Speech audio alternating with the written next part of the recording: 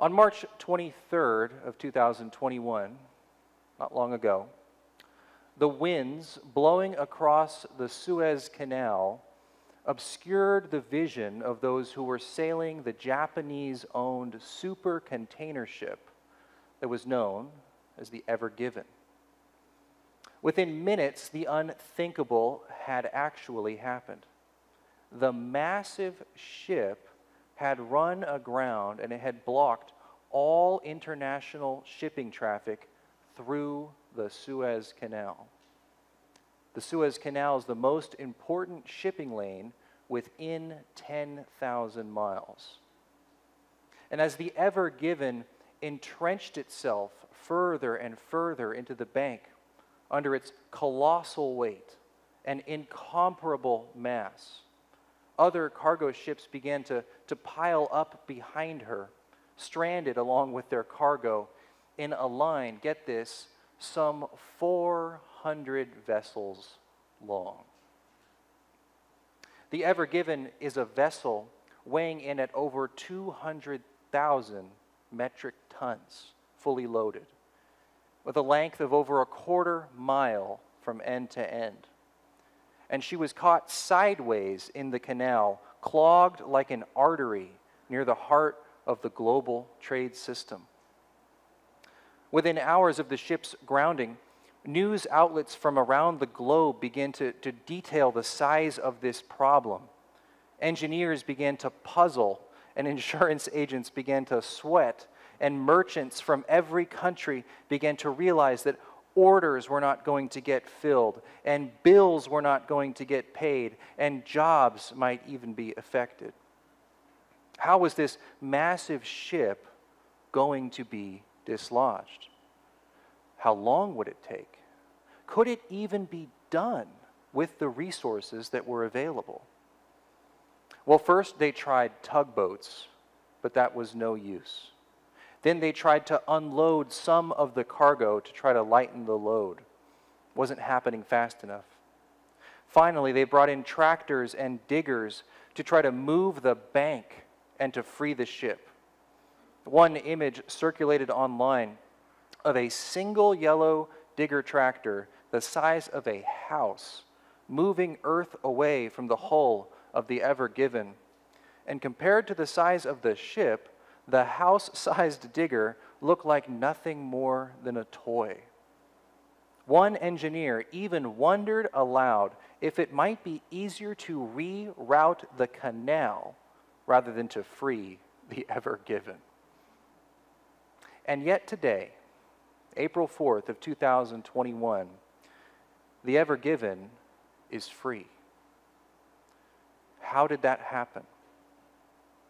Well, ultimately, it wasn't the diggers or the tugboats or the engineers who brought the resources to bear which made the difference. It was the moon. As the tides changed, the Ever Given eventually was able to be freed and the global economy was saved. That's right. For all the striving of human beings to solve this problem, the solution came from a realm well outside of our control. We see in this recent news story of the Ever Given and the Suez Canal an example of a problem that's seemingly beyond the scope of human resources to solve. And on this Easter morning, if we are spiritual, we might ponder our own seemingly unsolvable problem.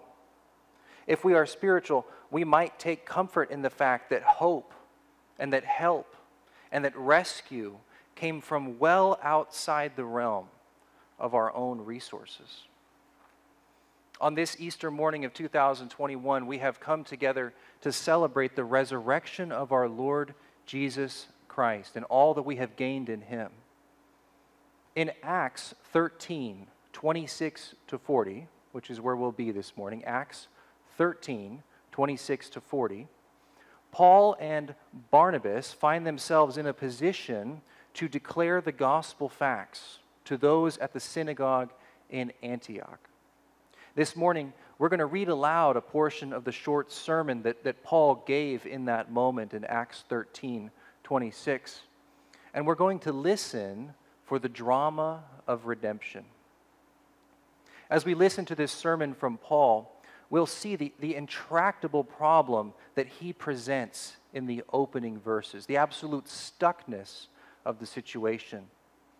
We'll see that problem is really nothing other than the greatest problem of all, the vice grip of death. And this vice grip of death was made visible in the actions of those under the influence of the world, of the flesh, and of the devil. And yet, we will hear how Paul explains these same actions were nothing more than the pretext for the victory of God put on display in the resurrection. Finally, having considered the vice grip of death and the victory of God, we will consider together our reasons this morning to rejoice in our release. Rejoice in our release. I will read Scripture aloud. Follow along with me. 13:26. Brothers, sons of the family of Abraham, and those among you who fear God, to us has been sent the message of this salvation. For those who live in Jerusalem and their rulers, because they did not recognize him, nor understand the utterances of the prophets, which are read every Sabbath, fulfilled them by condemning him. And though they found in him no guilt worthy of death, they asked Pilate to have him executed. And when they had carried out all that was written of him, they took him down from the tree and laid him in a tomb. But God raised him from the dead. And for many days he appeared to those who had come up with him from Galilee to Jerusalem, who are now his witnesses to the people.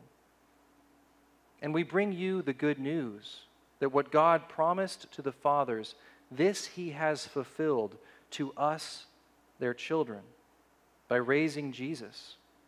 As also it is written in the second psalm, "You are my son. Today I have begotten you." And as far as for the fact that he raised him from the dead, no more to return to corruption, he has spoken in this way, "I will give you the holy and sure blessings of David." Therefore he says also in another psalm, "You will not let your Holy One see corruption." For David, after he had served the purpose of God in his own generation, fell asleep and was laid with his fathers and saw corruption. But he whom God raised up did not see corruption. Let it be known to you, therefore, brothers, that through this man forgiveness of sins is proclaimed to you, and by everyone who believes, and by him everyone who believes is freed from everything from which you could not be freed by the law of Moses. Beware, therefore, lest what is said in the prophets should come about. Look, you scoffers, be astounded and perish, for I am doing a work in your days, a work that you would not believe, even if one tells it to you. It's the word of the Lord. At this point in the book of Acts, Paul and Barnabas are in the midst of an intense missionary journey deep into the heart of this Roman province of Galatia. It's kind of where they are at this moment. And this city in which his sermon is preached is Antioch of Pisidia. It's known as a colony city, which had exemptions from imperial taxes. So it was an important place for them to go because it was a place of cultural power, a center, essentially. And that's going to be Paul's strategy. It's an influential place that was populated by many Jews who had been relocated there by their recent rulers. And as was their custom, Paul and Barnabas, they head to the synagogue to make their case for the gospel. Paul is invited to give a word to those gathered in the synagogue, and he stands to deliver it, and he starts actually back in verse 16. And from verses 16 to 25, Paul spends the first half of his sermon giving, one, a recap of the history of Israel. And then second of all, he mentions that the Lord's promised favor upon David and his offspring has come to fruition. And then thirdly, he mentions Jesus' identity as the promised Messiah who came from David's line. So Paul is, of course, making his case. He's connecting the dots, even as he is getting to the part where he's really going to start preaching. But Paul even mentions the role of John the Baptist that he played in being the official forerunner to the Messiah. So Paul is stringing this together. He's helping his hearers to understand the context of what he's about to say. And all of this history and chronology, it sets Paul up to begin his appeal, starting in verse 26, where we started to read, saying, "Brothers, sons of the family of Abraham, and those among you who fear God," so Gentiles, "to us has been sent the message of this salvation." The appeal that Paul's about to make, the drama of redemption that he's about to outline, is for both the Jews and for the Gentiles. It's an equal opportunity message. Sure enough, both Jews and Gentiles were involved in that very first part of the message. In verse 27 to 29, the next two verses there, Paul points out the commonality and the universality of the problem that both the Jews and the Gentiles face. Doesn't matter who's flying what flag you're flying on your boat. If you come up behind the Ever Given, you're not getting through. You're stuck. The vice grip of death was made visible in the actions and attitudes of those under the influence of the world and the flesh and the devil. The problem is universal. Verse 27 says this, "For those who live in Jerusalem and their rulers, because they did not recognize him nor understand the utterances of the prophets, which are read every Sabbath," which we're doing right now, Paul might have said, "they fulfilled them by condemning him. And though they found in him no guilt worthy of death, they asked Pilate, somebody outside of their sphere of authority, to have him executed. And when they had carried out all that was written of him, they took him down from the tree, laying him in a tomb." Paul speaks here of the process which led to the crucifixion of Jesus. And yet he is clear to highlight the incredible irony involved in how that crucifixion came about. The very scriptures which the people of God were trusting to lead them into life did not prevent the people of God from crucifying him who is the way, the truth, and the life. More than that, these scriptures were even fulfilled in the condemning of him. And did the people of God act alone? Was it just they who missed it? Were they alone deceived? No. Pilate, a Gentile ruler, was ensnared in the murder of God. How could this have happened? How could the people have missed it by this much? Well, elsewhere in the New Testament, in Ephesians 2:2-3, Paul will refer to this triumvirate stupor, really this three-tiered stupor, as the course of this world, following the prince of the power of the air, the spirit that is now at work in the sons of disobedience, among whom we all once lived in the passions of the flesh. There it is, the world, the flesh, the devil. We see Jesus is crushed in the vice grip of death, which was tightened by these three screws working together. First of all, the world. The whole complex system of overlapping sinful motives and attitudes and actions of all mankind working in mass to oppose God and harm his creation. Whether it was the religious temple system, which had become big business and so could not afford Jesus make a stir, or the Roman imperial government, which valued political stability over justice. Forces well beyond the animus of any one individual clashed in a collective collision at the cross, coming together to stamp out a man who had challenged the very source and presupposition of their power. A man who claimed to be the king of a new kingdom, coming against the political rulers of this world, would suffer the full weight of their capacity to try to crush him. The world system was called to account by Jesus, and that system responded the only way that it can, with violence and with death. And yet the vice grip of death, it's not merely operating at the macro level, at the big level, but it's at the micro level as well, the individual level. Sin works not only in the corporate, but as with individuals too. The flesh, the sin nature in which each one of us has inherited Adam, which we enact through our own choices and which demands more and more of us until we are consumed. Have you felt it? I have felt it. The Pharisees, the scribes, and the chief priests, as well as Pontius Pilate and Judas and even Peter, all demonstrated the way in which sin was working in their individual hearts in the events surrounding the passion of Jesus. Nobody comes out of this unscathed. The Pharisees each condemned Jesus for blasphemy, and Pilate said, "What is the truth?" And Judas betrayed Jesus with a kiss, and Peter denied that he ever knew him.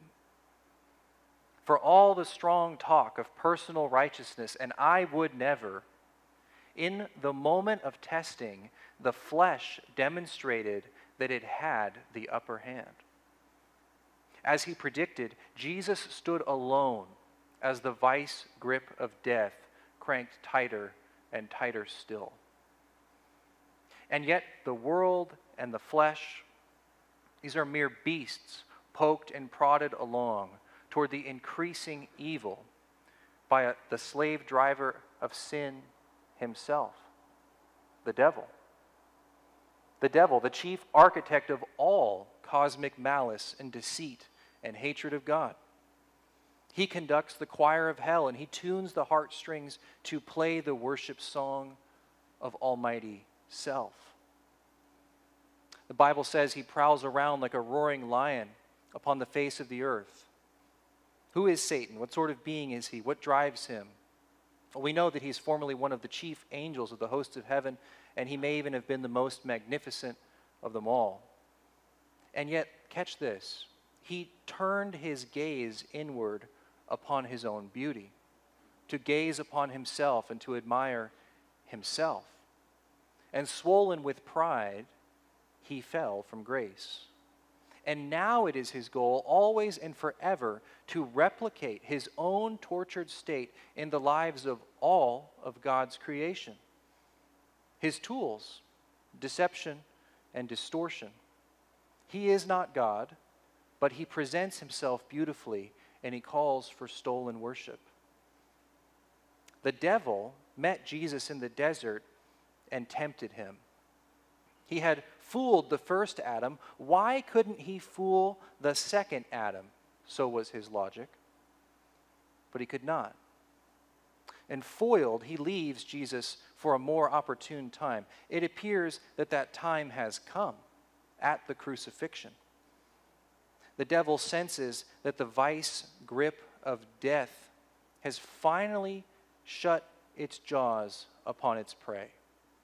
Jesus is laid in the tomb. The world, the flesh, the devil, no matter the human resources that we bring to bear on this problem, the vice grip of death proves too tight. Rescue must come from beyond the realm of our own control. As Christians, we know that we were once in bondage to this triumvirate of evil and chaos and sin. I don't know about you, but I have felt the hopelessness of entrenched personal sin or of public corruption or wickedness in high places. We have heard the forked tongue whispering lies about God, lies about the God of truth and love. And we've grappled with the system. We've grappled with ourselves, with forces of fear and hatred and shame that infect our every effort at freedom for ourselves and for those who we love. We have feared death and the shadow that it casts upon the land of the living. And it seemed for this moment that it had succeeded yet again. But God, verse 30, but God raised him from the dead. The vice grip of death had ruled with impunity since Genesis 3, but God. Paul turns the whole world around with the turn of this phrase. In 7 words, Paul proclaims the victory of God over the vice grip of death. And in the next 10 verses, Paul explains the way that the victory of God was made manifest in the history and proven in this moment of Jesus' resurrection. Paul will reference the promise of God, the presence of God, and the power of God, all in describing the victory of God in the resurrection of Jesus. Paul explains the promise of God, first of all to Israel, which then flowed to David and then ultimately was fulfilled in Christ. He says, we bring to you the good news that what God promised to the fathers, this he has fulfilled to us, their children, by raising Jesus. All throughout the centuries, God had been working to bless the world that cursed him. God had chosen Israel to be his chosen conduit of blessing to the world that cursed him. He gave them the law to guard them and to keep them on track with his will so that they could be a blessing to the other nations that cursed him. The promise which began with Abraham eventually flowed to King David, the national leader whose lineage would one day deliver on the promise of this blessing for the whole world. In Jesus, the law, which had been given as a guardian, was fulfilled perfectly. The lineage of David found its end, and God's promised blessing flowed beyond the boundaries of Israel outward to all the world in Christ. Gentile nations, as well as the Jews, were now joined in one body and could address God together as our Father. At the resurrection, the promise of God to bring blessings to the world through Israel was fulfilled. The victory of God had another dimension made actual in this moment of resurrection. Paul doesn't want us to miss it. It's the presence of God in the world and with his people that was made undeniable in that moment when Jesus got back up. Paul writes, for many days he appeared to those who had come up with him from Galilee to Jerusalem, who are now his witnesses to the people. In the resurrection of Jesus, the victory of God broke in upon the world as a historical fact. Paul will later say that if Jesus was not actually raised from the dead, then Christianity has no value at all, and the gospel will be false. But in fact, the presence of God with his people and in the world, in the resurrected body of the Son of God, and later the baptism of the Holy Spirit upon the gathered church, is proof positive of the presence of God in the world, enduring even through death, even through sin, even through the forces of hell. Nothing can separate us from the one who loves us. He is no theory. He is no ideal. The resurrected Christ is as real as George Washington or Martin Luther King. We're called into fellowship with God who took on flesh and moved into the neighborhood. It would be like if God bought a condo next door. Jesus cried out, my God, why have you abandoned me, forsaken me?" while hanging from the cross. And he cried this out so that you and I would never have to. In the resurrection, we see living, breathing, proof positive that we are not alone in the universe, left to the cruelty of our own devices and schemes. The victory of God for us is displayed in the presence of God with us. And finally, we see Paul go into scriptural detail about the power of God. He cites Psalm 2, Isaiah 55, Psalm 16. The medley goes on in support of the way that God's power has been made manifest in Christ's resurrection victory. Specifically, Psalm 16:10, it contains that fateful prediction of God's unfathomable power. You will not let your Holy One see corruption. What does corruption mean in this reading from Paul? Well, Paul means to use it to refer to decay, to refer to defeat, to refer to the end of the road that all the world seems to come to. All temporal things of this world are no match for the forces of death and age and entropy and decay, the consequences of sin in the world. Moth and rust destroy. For all our hopes and dreams in life, have you felt it? It feels that we are but dust, returning to dust. And the question each of our hearts wrestles with is this the end for us? Not in Christ. In Christ, the power of God has led to the victory of God over the vice grip of death. He will not let his Holy One see corruption. As Christians, we are those who have placed our faith in the one who lived as we couldn't, yet died as we should have, and who was raised to usher in life everlasting and to banish death. And in the resurrection, the victory of God in Christ over the world, the flesh, and the devil was certified and was proclaimed to all. On Easter, as Christians, we celebrate the fact that on the third day the stone rolled away from the tomb, and hope opened his eyes, and love stood on his 2 feet, and the truth walked free. Sin was settled on the cross. Salvation was secured in the resurrection.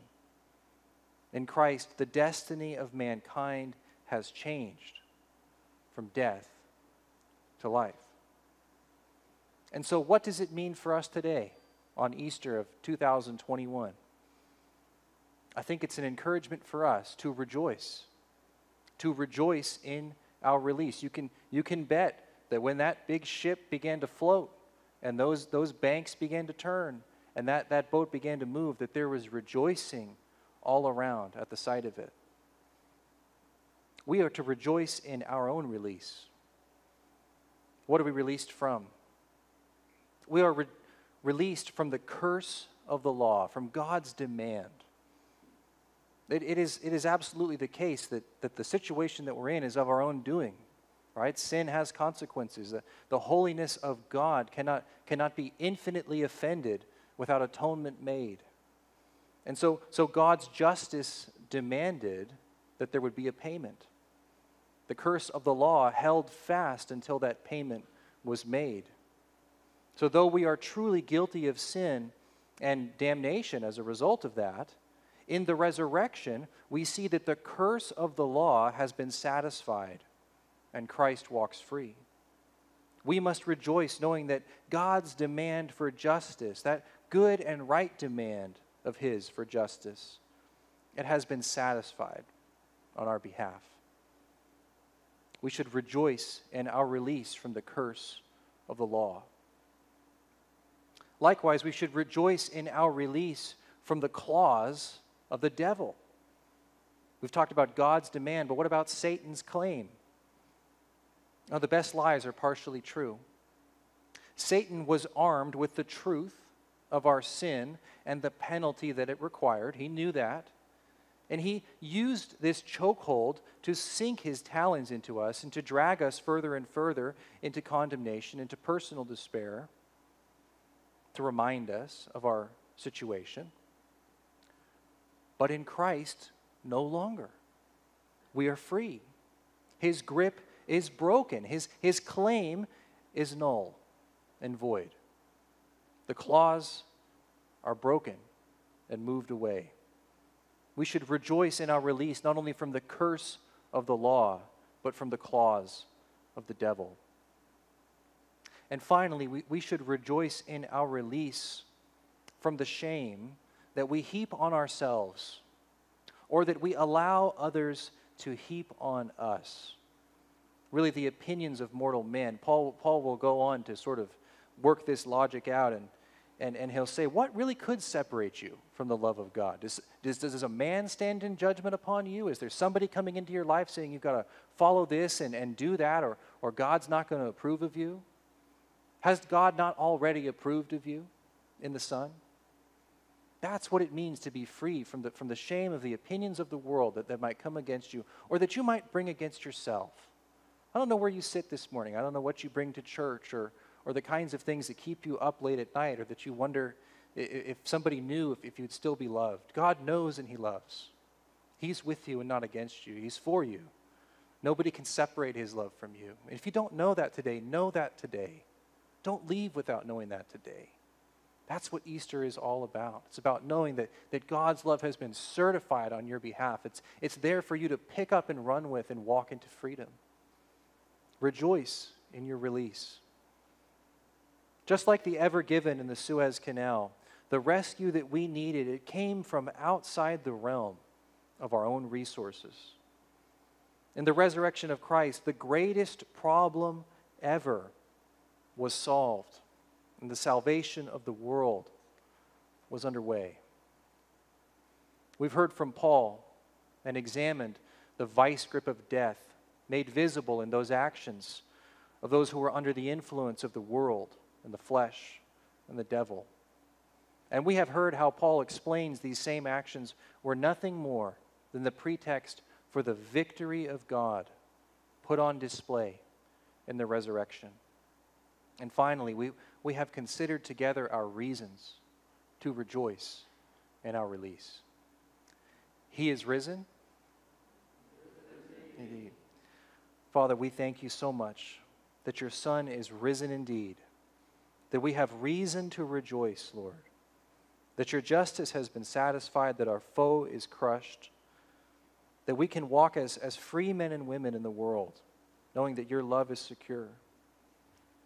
Help us this week to believe that in deeper places of our hearts. Help us to shout your gospel into the darkest tombs we encounter, that the dead may walk out living, that the robes that stink of death may be peeled away, and that vitality and life would show themselves again because of your hand, because of your grace, because of your initiative, because of your promise, because of your presence, and because of your power. We love you. We worship you.